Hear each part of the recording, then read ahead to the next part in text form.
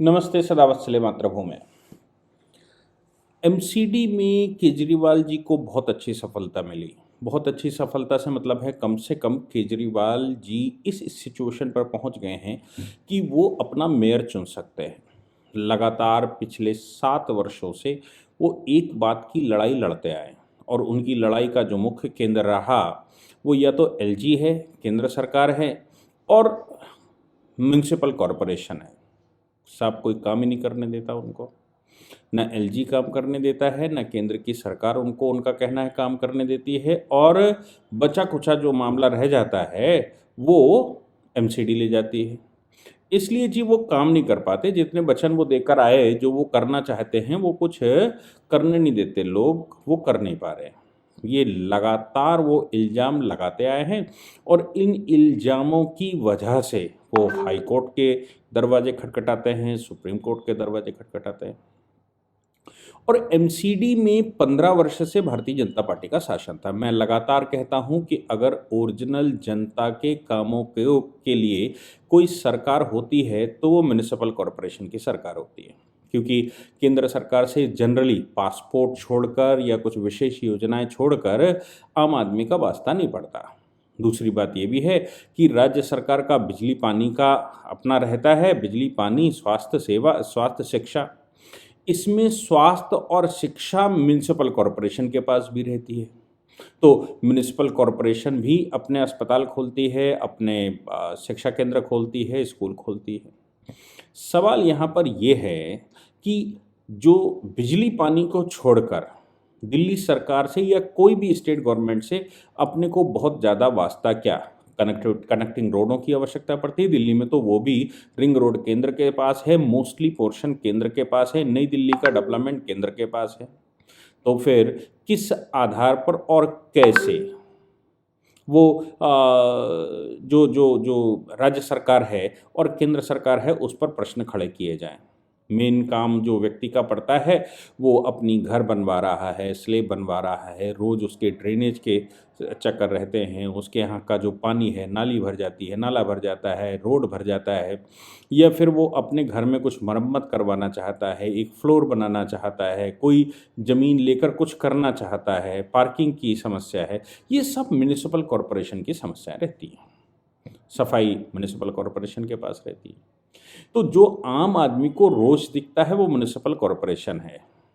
Municipal corporation में जो आम आदमी के रोज के काम हैं उनके लिए 200-200, 400-400, 500-500 रुपये का भ्रष्टाचार भी होता है, और 500-1000 रुपये लेकर वहाँ काम भी होता है। कुछ दिल्ली में तो ऐसा कहा जाता है कि स्लेब अगर डालेंगे तो 50 गज के मकान की, 100 गज के मकान की, 150 गज के मकान की, 200 गज के मकान की, इनके रेट फिक्स हैं। किसी का 15,000 रुपये, किसी का 30,000 रुपये, 50,000 रुपये, 1,00,000 रुपये, ऐसे रेट फिक्स हैं। ये देंगे तो बनने देंगे, नहीं तो अभी बुलडोजर लेकर आ जाएंगे और तमाम तरह की समस्याएं खड़ी करेंगे। नहीं देते तो रोड पर आपने गिट्टी, मोरंग, ईंट उतार कर रखी है, उस पर भी चालान कट जाएगा। ऐसी बहुत सारी बातें। तो आम आदमी जो 200, 400, 500 रुपये खर्च करता है वो जल्दी में दिल्ली जैसी जगहों में तो वो खर्च कर देता है, और करना उसकी मजबूरी है, क्योंकि वो 500 के चक्कर में अगर पानी भरा रहेगा उसके घर में, या उसका सीवेज खराब रहेगा, या वो घर नहीं बनवा सकता, या वो मरम्मत नहीं करवा सकता, तो वो बहुत सारे लॉसेस बियर करता है। इसलिए 10, 20, 25, 50,000 रुपये दिल्ली में ये आम बात है कि वो खर्च करता है और कहता है कि भाई आगे बढ़ो। इसलिए उसको करप्शन भी दिखता है, और पैसे देने के बावजूद वो लगातार ये कहता भी है कि करप्शन है, और करप्शन मैं कर रहा हूँ। वो खुद भी इन्वॉल्व है, लेकिन करप्शन का चूंकि वो स्वयं भी इन्वॉल्व करप्शन के मामले में है, इसलिए भागीदार होने के नाते वो सबसे बड़ा विटनेस बनता है, और वो खुद में एविडेंस होता है, भले ही वो कोर्ट में ना जाए। इस बात को ही ध्यान में रखते हुए जिस पार्टी की म्युनिसिपल कॉरपोरेशन में सरकार होती है, वो पार्टी चाहे कितनी ही दूध की धुली क्यों ना हो, वो कटघरे में खड़ी होती ही होती है। जैसे दिल्ली में अगर भारतीय जनता पार्टी के एमसीडी की बात करें, अगर इस प्रकार के खर्चे लोगों के पड़ते हैं, भले ही पार्टी उसमें कोई वसूली ना कर पाती हो, लेकिन पार्टी अगर सरकारी कर्मचारियों को कंट्रोल नहीं कर पाती तो भी दोष उसी का लगता है। पार्टी की एमसीडी में सरकार होना, तो वो पूरी भाजपा केंद्र सरकार से लेके और नीचे तक सब पर कहीं न कहीं प्रश्न खड़े कर देती है, और सब पर अगर प्रश्न खड़े होते हैं तो उसका नुकसान राज्य के चुनाव में होता ही है। इस बार केजरीवाल जी को इसी के खिलाफ 15 साल के ये जो सरकार वहाँ पर बनी, 15 साल सरकार चली एमसीडी में, उसी के खिलाफ इस बार मैंडेट मिला। लेकिन मैंडेट मिलते ही केजरीवाल जी के लिए कोर्ट का एक तोहफा आ गया, और कोर्ट का तोहफा क्या आ गया, एक्चुअली भ्रष्टाचार कह के केजरीवाल जी जो सामने आए, वो भ्रष्टाचार को कह के आए कि भाई भ्रष्टाचार के खिलाफ हम आए हैं, एमसीडी में बहुत भ्रष्टाचार है। वो लगातार नई तरह की पॉलिटिक्स करेंगे, दिल्ली में नई तरह की पॉलिटिक्स करेंगे, भ्रष्टाचार मुक्त करेंगे, बहुत सारे भ्रष्टाचार के मामले उनके सामने आते हैं। उन्हीं मामलों में से एक और मामला सामने आया, दिल्ली जो जो जो विमेन कमीशन है, DCW जिसको कहते हैं, Delhi commission of women's, Delhi commission of women's में केजरीवाल जी की सरकार बनने के बाद, मतलब जो राज्य सरकार है, राज्य में सरकार बनने के बाद, ये जाहिर सी बात है इस प्रकार के कमीशन जो रहते हैं, उन कमीशनों में राज्य का प्रभुत्व होता है, फंड भी राज्य ही देता है उनका। तो कमीशन बना, उसमें 26 पोस्टें सैंक्शनड थी। अब उसमें एक अर्चना अरोड़ा जी हुआ करती थी, जो ये FM होती थी। अर्चना अरोड़ा जी जो अपॉइंटमेंट के लिए जिम्मेदार होती थी, अर्चना अरोड़ा जी के ऊपर स्वाति मानीवाल ने प्रेशर डाला, क्योंकि वो चेयरमैन चुन ली गई, तो चेयरमैन और 4 अन्य सदस्य, इनका अपॉइंटमेंट नई सरकार ने कर दिया। नई सरकार ने अपॉइंटमेंट करने के बाद अर्चना अरोड़ा, मतलब ये जो नए अपॉइंटमेंट हुए, उन्होंने अर्चना अरोड़ा को प्रेशराइज किया कि वो इन मामलों में गाइडलाइन जारी करें और नए रिक्रूटमेंट कर लें।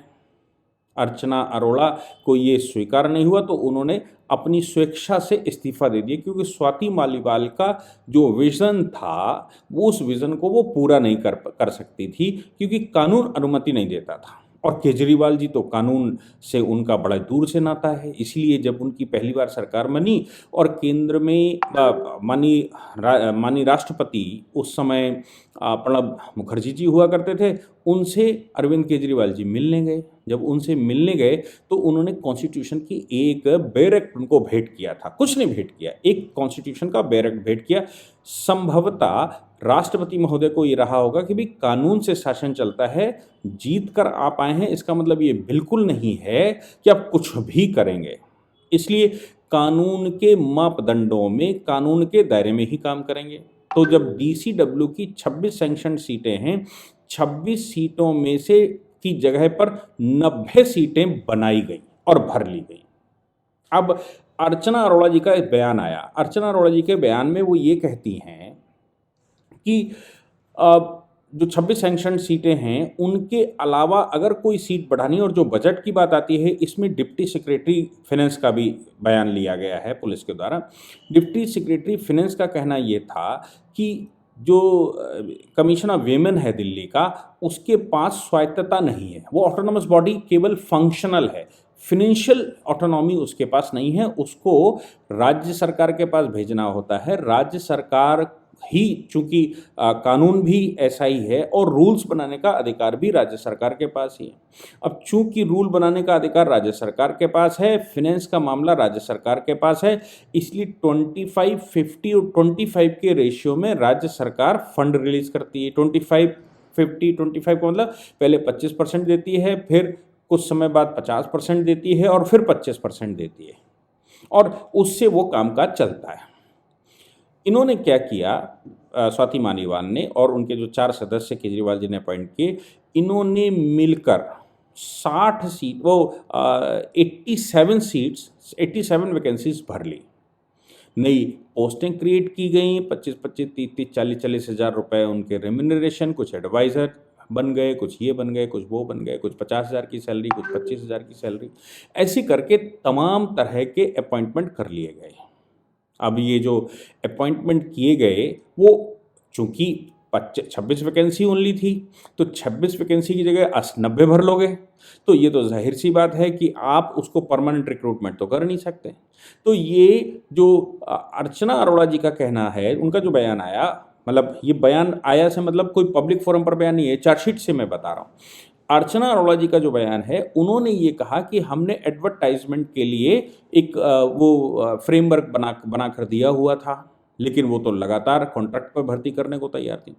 अब अगर इस तरह की वैकेंसी जब भी फिल अप होती है तो नॉमिनेशन जो जो कमीशन के मेंबर्स हैं उनके नॉमिनेशन तो राज्य सरकार करती है, लेकिन वैकेंसियों को भरने के लिए रिक्रूटमेंट का अपना एक प्रोसेस है। सरकार बन गई का मतलब ये नहीं है कि जिसको चाहेंगे उसको नौकरी पर रखेंगे, जिसको चाहेंगे उसको नहीं रखेंगे।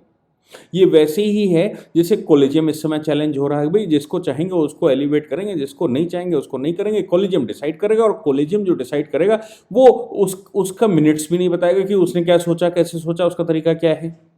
यहाँ पर वैसा नहीं चलता। तो सरकार बन गई का मतलब यह है कि इनके मन में आया कि भैया हम अपॉइंटमेंट कर सकते हैं। स्वाति मालीवाल को इनडायरेक्टली इंस्ट्रक्शंस दिए गए कि अरविंद केजरीवाल जी के ऑफिस में जो एडवाइजर्स थे, जो उनके कुछ काम देखा करते थे या उनके लिए काम किया करते थे सीएम ऑफिस में, उनको यहाँ रिक्रूट कर दिया गया।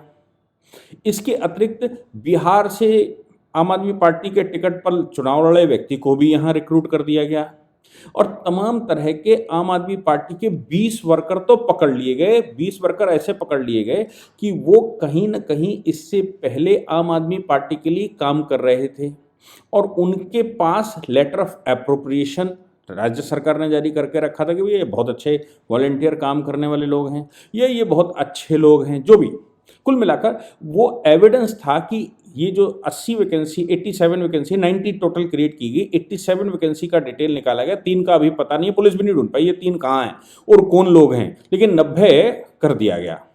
तो राज्य सरकार ने इन लोगों को यहाँ स्वाति मालीवाल को बोला होगा, उन्होंने अपॉइंटमेंट कर दिया। जबकि अर्चना अरोड़ा जी कह रही कि हमने साहब रिक्रूटमेंट के लिए एक एडवर्टाइजमेंट निकाला हुआ था, बनाया हुआ था, वो एडवर्टाइजमेंट किया ही नहीं, कॉन्ट्रैक्ट पर सारे भर्ती कर लिए गए, और ये सब प्रक्रिया मैं देख नहीं पाई क्योंकि मुझे मालूम था कि इसमें फंस जाएंगे, इसलिए मैं इस्तीफा देकर चली आई। जैसे मैंने कहा कि डिप्टी सेक्रेटरी फिनेंस, चूँकि केजरीवाल जी की आईएएस ऑफिसर से तो खूब ठनी रहती है, क्योंकि केजरीवाल जी को किसी की सुनना नहीं है, वो अपने मन की करने के लिए ही जनता उनके साथ है, तो वो अपने मन की करेंगे, जैसे चाहेंगे वैसे करेंगे। इसलिए डिप्टी सेक्रेटरी फिनेंस ने भी पुलिस को बयान दे दिया और ये कहा कि भाई फाइनेंशियल ऑटोनॉमी है नहीं, फाइनेंस लेने के लिए उनको राज्य सरकार से बात करनी पड़ती है। जो फाइनेंस इनको विमेन कमीशन को जाता है, वो महिलाओं के लिए काम करने के लिए जाता है, न कि सैलरियां बांटने के लिए। इतना बड़ा स्टाफ की जरूरत क्या है। मामला दिल्ली की जो इनसे पहले चेयरमैन हुआ करती थी, उन्होंने एफआईआर दर्ज करवा दी। उन्होंने एफआईआर क्या दर्ज करवा दी, उन्होंने एक्चुअली वो एसीबी को दे दिया, एंटी करप्शन ब्रांच जो दिल्ली की है, उसको दे दिया। एसीबी ने उसको संज्ञान ले लिया। एसीबी ने संज्ञान लेकर प्रेमा फसाई उस पर इन्वेस्टिगेट किया। इन्वेस्टिगेशन से प्रेमा फसाई उन्होंने पाया कि भाई गड़बड़ तो बहुत है, ये तो सीधा सीधा बड़ा ब्लंडर है। अब ये बड़ा ब्लंडर अगर सीधा सीधा है तो फिर उन्होंने उस पर एफआईआर दर्ज करवा दी। एफआईआर दर्ज करने के बाद उस पर इन्वेस्टिगेशन प्रॉपर हो गया, उसकी चार्जशीट कोर्ट में पहुंच गई। कोर्ट में चार्जशीट पहुंचते ही कोर्ट के सामने जो सबसे बड़ी समस्या है स्पेशल जज के सामने प्रिवेंशन ऑफ करप्शन में, कि भाई सैंक्शन, तो इस पर प्रॉपर सैंक्शन भी हो गई। कोर्ट के सामने ये लोग गए और ये कहा कि भाई हम ऑटोनॉमस बॉडी हैं, हमको ये सब कुछ करने का अधिकार है, हम अपने मन से अपॉइंटमेंट कर सकते हैं और हम उनकी सैलरियां भी निकाल सकते हैं। पुलिस ने जो चार्जशीट लगाई, उस चार्जशीट में उन्होंने कहा कि अरविंद केजरीवाल जी के साथ जो लोग काम कर रहे थे पार्टी वर्कर के रूप में, उनके प्रमाण हैं और उन लोगों को सीधा यहाँ रिक्रूट कर दिया गया बिना किसी एडवर्टाइजमेंट के, बिना किसी क्वालिफिकेशन चेक के, और जो चाहिए होता है, वो जो प्रोसीजर होता है, मैकेनिज्म होती है अपॉइंटमेंट की, वो मैकेनिज्म फॉलो ही नहीं की गई। इसलिए जो और दूसरी बात है कि ये सैंक्शनड पोस्टें भी नहीं हैं कि आप किसी को भी रख लेंगे और आपके पास बजट है तो चलिए 20,000 इनको दे दीजिए, 40,000 इनको दे दीजिए, 60,000 इनको दे दीजिए, ऑबलाइज कर लीजिए, 90 लोगों की टीम बना लीजिए, 26 का आपका सैंक्शन है, 90 की टीम बना लीजिए, चलिए चलते हैं। और क्या फ़र्क पड़ता है, ये तो स्वाति मालीवाल का अपॉइंटमेंट केजरीवाल जी ने किया और केजरीवाल ही नाम भेज रहे हैं।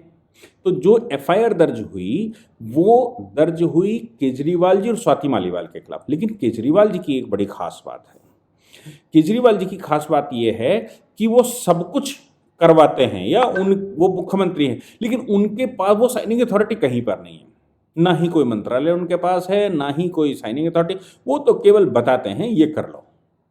इसलिए एफआईआर जरूर केजरीवाल जी के खिलाफ की गई थी और स्वाति मालीवाल और 4 अन्य सदस्य जो दिल्ली कमीशन ऑफ वीमेन के हैं, लेकिन यहाँ पर जो चार्जशीट लगाई गई वो स्वाति मालीवाल और 4 अन्य लोगों के खिलाफ लगाई गई और इसमें ये कहा गया कि भाई ये तो ब्लंडर है, प्रिवेंशन ऑफ करप्शन एक्ट के सारी चीज़ें यहाँ पर प्रमा फसाई प्रूफ हो रही हैं, इसलिए इन लोगों के खिलाफ चार्ज फ्रेम होने चाहिए। चार्ज फ्रेमिंग होने नहीं दे रहे थे, मना कर रही थी और ये कह रही थी हम ऑटोनॉमस हैं। कोर्ट ने कहा कि भाई रूल्स तो सबको फॉलो करने पड़ेंगे। दूसरी बात यह है कि अगर आपको पोस्टें निकालनी थी तो राज्य सरकार, चूंकि रूल बनाने का अधिकार राज्य सरकार के पास है, राज्य सरकार से सैंक्शन लेनी चाहिए थी।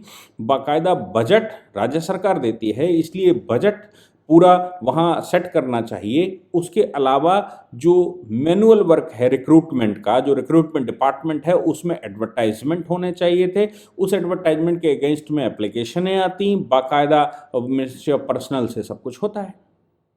यहाँ पर जो डिप्टी सेक्रेटरी फाइनेंस ने बयान दिया, उन्होंने ये भी कहा कि भाई ये पहली मर्तबा है कि जो 100% डीसीडब्ल्यू का वो पेमेंट दे दिया गया।